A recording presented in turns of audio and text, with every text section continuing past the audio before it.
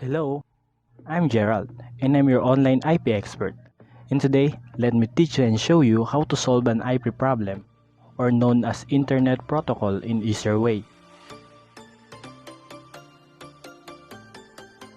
How to solve IP address and subnetting. First, you must need to know IP address format. Without this, you can proceed to our next step. The 32-bit IP address is grouped 8 bits at a time. Each group of 8 bits is an octet. Each of the 4 octets are separated by a dot and represented decimal format. This is known as dotted decimal notation.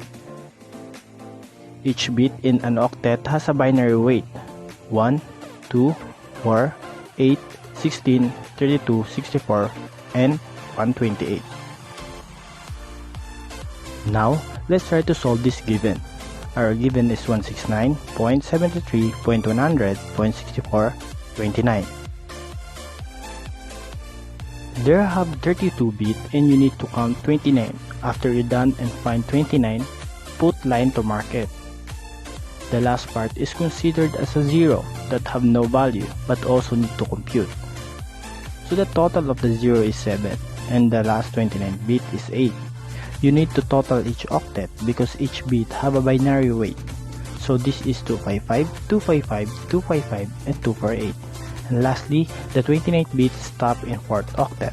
So let's focus on the 4th octet, a number 64 in our IP. Now, let's column and separate IP using this method. Network ID, first range, last range, broadcast, and last is subnet mask. Put your given inside of the network ID 169.73.100.64. You need to find our first range. To find our first range, you just need to add 1 in number 64. So 64 plus 1 is 65 and we are done in our first range. And how we get the last range? Like I said, the number that appear on the 29th bit is 8. Add on number 64, so 8 plus 64 is 72.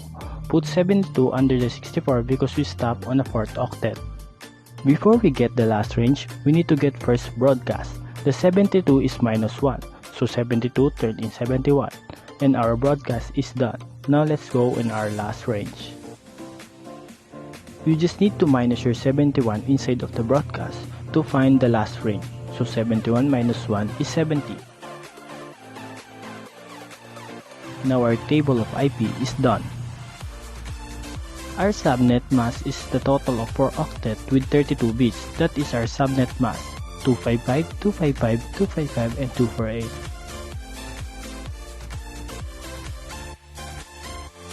Thank you for watching. Hope you learned from my video. Hi guys, I'm Mark Kevin Pedregosa and I'm here to teach you how to solve IP address and subnetting mask. Here are my guidelines or example to solve subnet mask. I have an given IP address 168.173.70.125/29. This /29 is called prefix. And my topic or focus is 125. So now, how to get the subnet mask using this /29? You need to do first is to create octet with 8 bits /29. Example 1, 2, 3, 4, 5, 6, 7, 8. 1, 2, 3, 4, 5, 6, 7, 8. 1, 2, 3, 4, 5, 6, 7, 8. 1, 2, 3, 4, 5. And the other is 0. Next, compute this 3 0 at the last using binary weight 1, 2, and 4. And add it. 4 plus 2 plus 1 equals 7. So 7. Always remember, you need to do this plus 1. Always plus 1. Is 7 plus 1 equals 8. Now, you need to do is to add the 5 binary numbers here using binary weight. So 1, 1, 1, 1, 1 plus 8 plus 16 plus 32 plus 64 plus 128 equals to 248. Are you done? Next, add the first octet 255, 255 and 255. So now, are done to get the subnet mask. And how to get that? So using the binary to decimal, then copy the 255, 255, 255, the 248, the subnet mask. Next, how to get the network ID using this number 8? You need to do is to add 8 by 8. Example, 8 plus 8 equals 16, 16 plus 8 equals 24, 24 plus 8 equals 32, 32 plus 8 equals 40. We need to get the nearest number to 25. Get it? So 40 plus 8 equals 48, 48 plus 8 equals 56, 56 plus 8 equals 64, 64 plus 8 equals 72, 72 plus 8 equals 80, 80 plus 8 equals 88, 88 plus 8 equals 96, 96 plus 8 equals 104, 104 plus 8 equals 112, 112 plus 8 equals 120. So this is the nearest number to 125. Oh, 120 plus 8 equals 128 is the higher number. So you need to do is to copy the 168.173.70.120 at the last. So now, it's done. Now, how to get the broadcast or last range TV? You need to do is to add again the 120 plus 8. So 120 plus 8 equals 128. Then copy again the 168.173. Done. Next, how to get the broadcast using this 128. Don't forget, broadcast is always -1 at the last number of the network ID. So the last number of the network ID is 128. -1 is 127. Copy again the 168.173.70, that 127. And next, solve the last range. Last range is same to the broadcast, always -1. So the last number of the broadcast is 127, -1 is 126. Copy again the 168.173.70. That is the 126 here. Edit. Next, solve this first range using network ID. Here, the first range is always +1 at the last of the network ID. 120 plus 1 equals 121.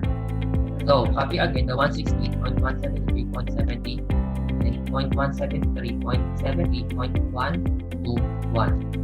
So, I done to solve this problem. I hope you like it. Thanks for sharing. Hi guys, my name is Manuel Di Matabang Jr.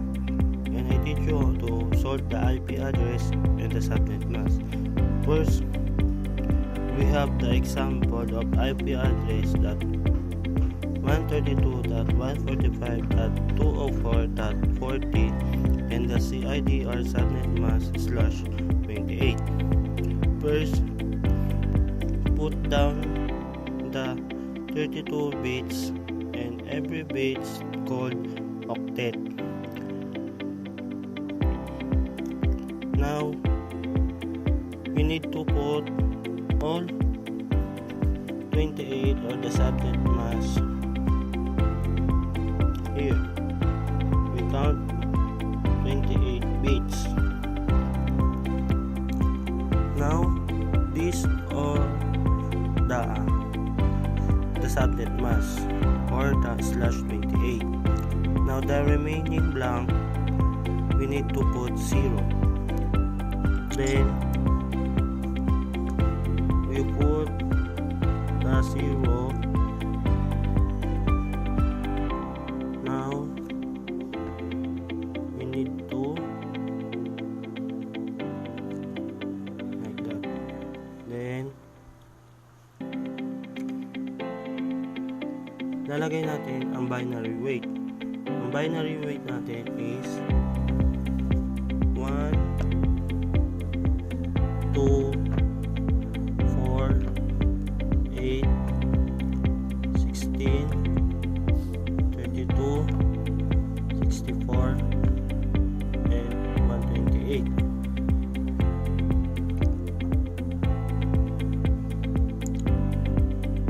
And i-add natin to. Lalagay natin ang binary weight. 1, 2, 4, 8. Then add all of these. There are 15. Then this is plus 1 to get 16. Nakuha na natin itong 16. Ngayon, pupunta naman tayo sa network IP, range, and the first IP and the last IP, and the broadcast IP. Now, need to start over here. This 16 was changed. The 40 was changed in 16. And that's right. 132. Dot 145. Dot 204. Dot 16. Next, 132.145.204.32 because we add 16 plus 16, 32. Then add 16.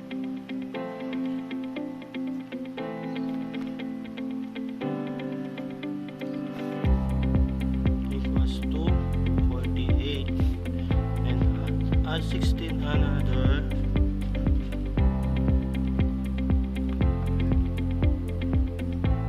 Equals to 64. Then next to do is get these two and we put another table. Now these two you need to lay out here para makuha natin ang broadcast IP. Let's start.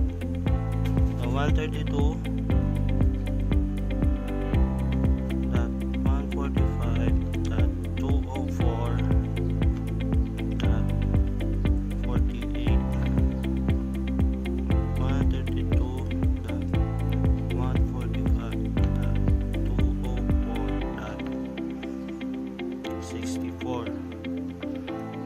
By the way, kaya itong kinuha natin dalawa kasi yung 48 is malapit dito sa 40. Gets? Now, let's see to broadcast IP. 132.145.204.64. The broadcast IP is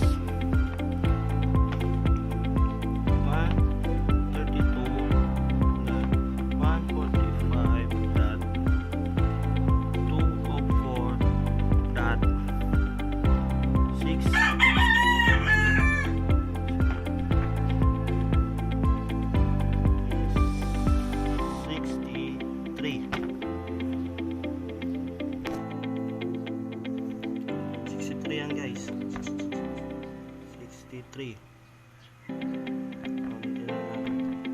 63 because we minus here minus 1 to get broadcast IP. Now to get the first IP or the range, we need add plus 1 here. So this is 132.145.204.64.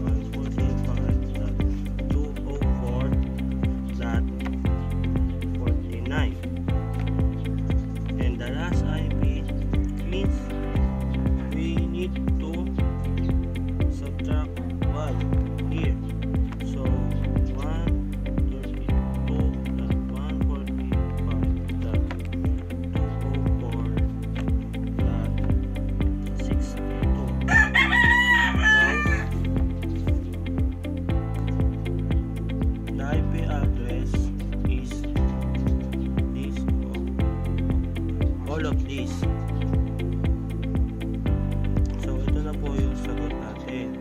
The network IP is 132.145.204.48 and the range first IP 132.145.204.49 and the last IP is 132.145.204.62 and the broadcast IP is 132.145.204.63. Now, to solve the subnet mask, we need to lay down the first example of IP address, the 145.204.40.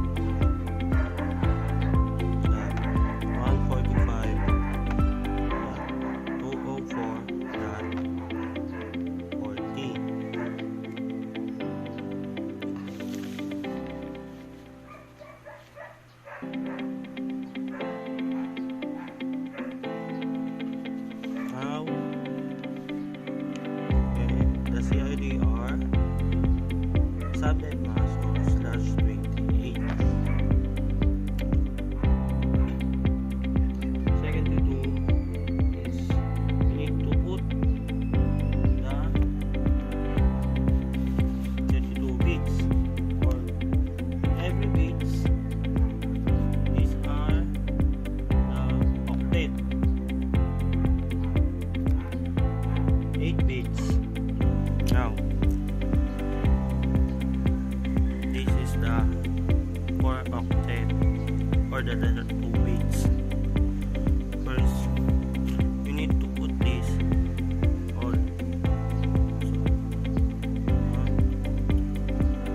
6, 7, 8, 9, 10, 11, 12, 13, 14.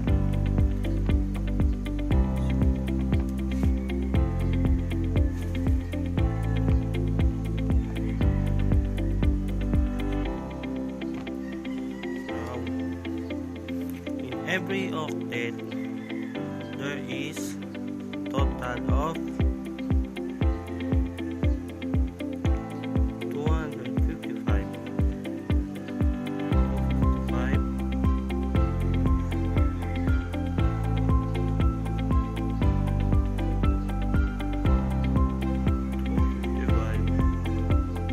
And this is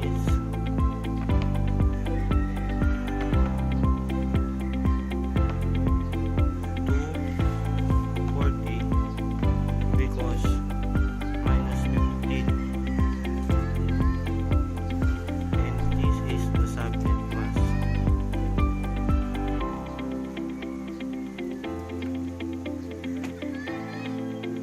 The 255.255.240, and this is the answer. Now guys, that's how to solve the IP address with the subnet mask. Sana nag-enjoy kayo. And bye. Peace. So hello everyone, my name is Jan Michael Silva from BSIT second year. So today I want to share a video entitled IP Address and Subnetting.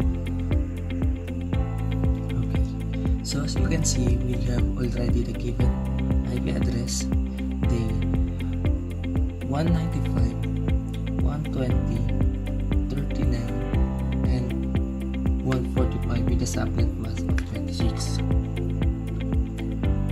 So first we need to lay down all the 26 bits for us to be able to get the value of our subnet mask. So here 1, 2, 3, 4, 5, 6, 7, 8, 9, 10, 11, 12, 13, 14, 15, 16, 17, 18, 19, 20, 21, 22, 23, 24. So from first octet to third octet, we have already 24 bits bits. So now we need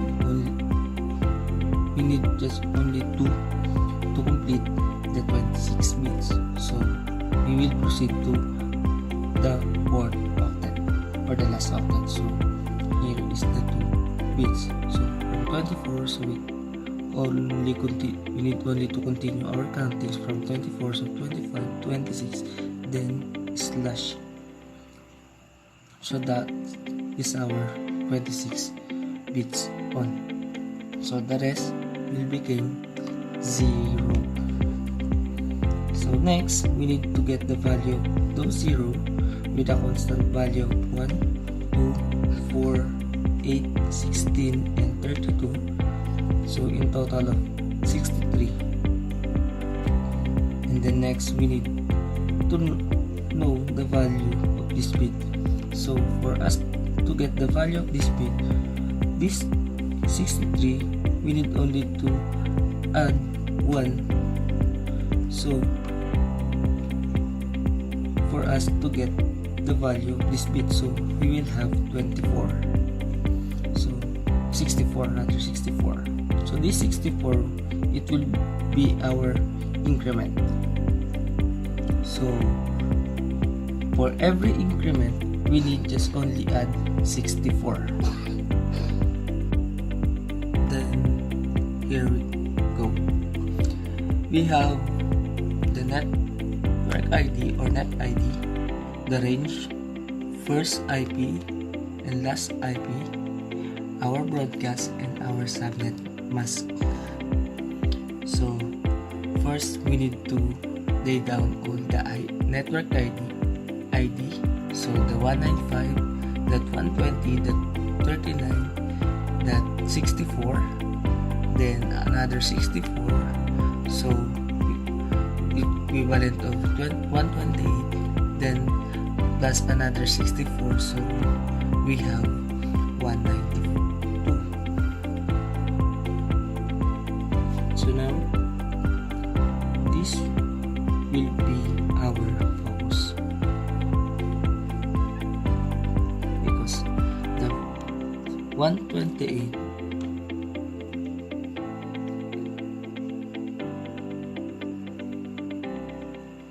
and because the 145 is fall in the range of this, so this is the nearest value, so that's why it became our focus. So at this point we need this one to get our broadcast. So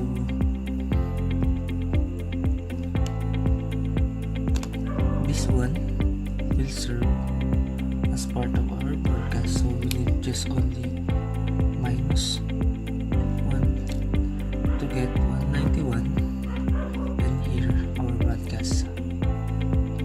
So and then we will go to get our range. So first is just only we need to add 1 from 128, so we need just only add 1, so we got 129. So for our last range or last IP from our broadcast, the 195.120.39.191, we just only need to minus 1 to get our last IP. Now that's all. So next we just need to get the subnet mask.